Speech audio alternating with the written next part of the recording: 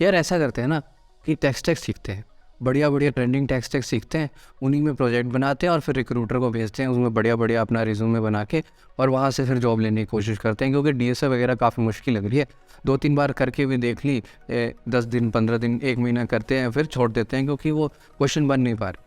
अगर आपके दिमाग में भी ऐसे थॉट्स आते हैं कि डीएसए छोड़ के हमारा काम चल जाएगा अच्छे टेक वगैरह सीख के, क्योंकि इंडस्ट्री में डेटा स्ट्रक्चर कौन करवा रहा है, बेसिकली जो हम काम कर रहे हैं वो नोड.जेएस, जावा, स्प्रिंग बूट, रिएक्ट, इन्हीं सब पे कर रहे हैं, तो फिर डेटा स्ट्रक्चर की क्या ज़रूरत है, हमें ज़रूरत ही क्या है डेटा स्ट्रक्चर की, है ना।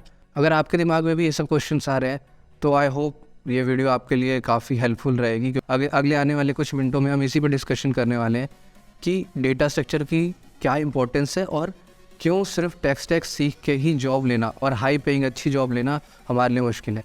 तो नमस्कार यार, मेरा नाम है शुभम, आप देख रहे हैं Tech in Famous, your one step solution for all your tech related queries.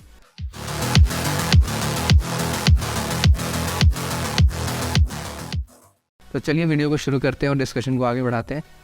तो यार जैसा कि आपने स्टार्टिंग से देख लिया होगा कि हमारा जो मेन आज का एजेंडा रहने वाला है वो इसी के अराउंड रहने वाला है कि यार जो थॉट्स हमारे अंदर बन गई हैं डेटा स्ट्रक्चर को लेके, या जो फियर कह सकते हैं डेटा स्ट्रक्चर को लेके हमारे अंदर डेवलप हो रहा है कि हम ईजी वेज ढूंढ रहे हैं टू गेट हायर्ड और to enter into the corporate world, even switch the career into the corporate world. ठीक है, तो इसमें क्या हो रहा है ना कि लोग ये कह रहे हैं कि यार डेटा स्ट्रक्चर हमसे कौन पूछ ही रहा है। ठीक है, पूछ रहा है इन द सेंस कि उसका इम्प्लीमेंटेशन कहाँ है रियल लाइफ में या इंडस्ट्री में, तो क्यों ना हम सीधे उनको वही दिखाएं या वही दें जो उनके चाहिए। मतलब कि जो टेक्नोलॉजीज़ वो लोग यूज़ कर रहे हैं हम सीधे वही चीज़ें सीखते हैं और उसी पे काम करना चालू कर देते हैं ना। बट यार ये चीज़ सही नहीं है, क्योंकि मैं आपको बताऊं कि 90 to 95% कैंडिडेट्स जो हैं वो डेटा स्ट्रक्चर के या डेटा स्ट्रक्चर एल्गोरिदम के बेस पे ही अलग हो जाते हैं। जब आप अपना रिज्यूमे भेजते हो तो पहले तो उन लोग उसी में देख लेते हैं कि यार इसकी क्या क्या नॉलेज है, वो आपकी कोडिंग प्रोफाइल्स वगैरह से या जो भी आपने अपनी अचीवमेंट्स वगैरह वहाँ लगाई है वो उसी से देख लेंगे कि इसका क्या अचीवमेंट है, कैसा है डेटा स्ट्रक्चर, कैसा है, इसकी रैंकिंग वगैरह कैसी है। अगर वो आप फिर भी पास कर लेते हो तो फिर इंटरव्यू में जो 70% जो पार्ट है ना, जो आप अभी हमारे मन में मिथ बना हुआ है कि यार इंटरव्यू में तो प्रोजेक्ट्स बनाने बहुत ज़रूरी होंगे, प्रोजेक्ट बनाना ज़रूरी है, बट जो इंपॉर्टेंस हम प्रोजेक्ट को दे रहे हैं over data structure and algorithm वो काफ़ी गलत है।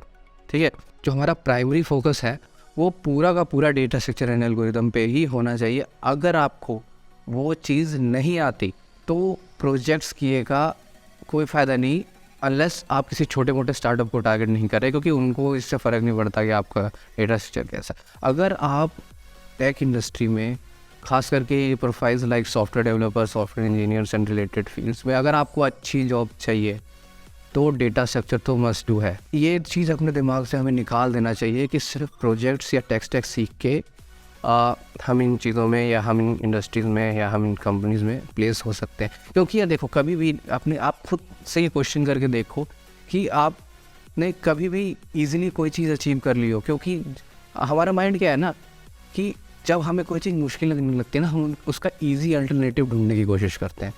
ईजी अल्टरनेटिव में होता क्या है कि फिर हम लोग उसी चीज़ों के पीछे भागते हैं जिससे हमें कम मेहनत करनी पड़े और हमारे अकॉर्डिंग हमें आउटपुट या कह लो आउटकम ज़्यादा मिले। तो सेम चीज़ जो है ये इस प्रोजेक्ट वाले पार्ट में भी आती है, जिसमें हमारा माइंड ये कहता है कि जो कंपनी को चाहिए वही प्रिपेयर कर लेते हैं, डेटा स्ट्रक्चर एल्गोरिथम तो छोड़ दो क्योंकि ये तो हो ही नहीं रही। ठीक है, तो यार यही आज के वीडियो का मोटिव था, यही समझाने की कोशिश मैंने करी है इस वीडियो में कि हमेशा आपका जो प्रायोरिटी लेवल होना चाहिए ना, first thing data structure and algorithm वो हो गया है, तो अपने प्रोजेक्ट्स पे आओ। प्रोजेक्ट्स में भी हमें एज अ स्टूडेंट या एज अ फ्रेशर उतना ही सीखने की ज़रूरत है जितने में हमारे अच्छे प्रोजेक्ट बन जाए। ठीक है, तो डेटा स्ट्रक्चर कर लिया, प्रोजेक्ट बना लिए, उसके बाद कहीं फिर आप अपने कोर सब्जेक्ट्स पे आते हो। अगर आप साथ के साथ कर रहे हो तो बहुत अच्छी बात है, कंप्यूटर साइंस कोर सब्जेक्ट साथ ही साथ कर रहे हो तो हमारा ये ऑर्डर होना चाहिए। ठीक है, कभी भी आप इंटरव्यू में बैठोगे तो आपसे सीधे ये नहीं पूछेंगे आपको जावास्क्रिप्ट आती है, आपको रिएक्ट.जेएस आती है, तो आप चलो रिएक्ट.जेएस का कोड लिख के दिखाओ या ये करो। अगर आप जेनरिक प्रोफाइल के लिए अप्लाई करो लाइक एसडी वगैरह, अगर आप फ्रंट एंड के लिए अप्लाई कर रहे हो तो वो अलग चीज़ आ जाती है। ठीक है, तो अगर आप एसडी रोल्स के लिए अप्लाई कर रहे हो तो अपना डेटा स्ट्रक्चर स्ट्रॉन्ग रखो, प्रोजेक्ट्स बनाओ, बट हमेशा प्रोजेक्ट्स पर रिलाई या उस टेक स्टैक पर रिलाई मत करो कि मुझे अगर रिएक्ट आती है तो मुझे as a software developer hire कर लेगा सामने वाला। नहीं, इंटरव्यू में आपसे सबसे पहले 2 क्वेश्चन या 1 question depending on the difficulty of the question पूछा ही जाएगा डेटा स्ट्रक्चर, और आपने जब उसका सही आंसर दे दिया फिर आपको रिज्यूमे को देखेगा।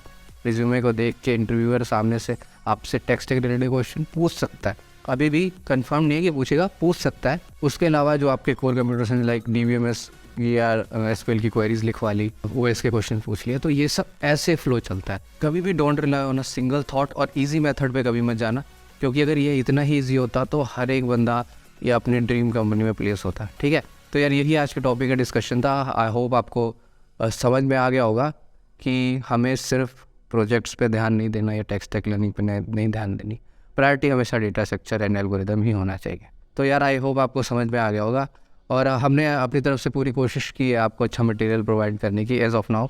ठीक है, और we are looking forward to get a good response from your side. Hope you will support us and will bring more informative videos to you in the near future.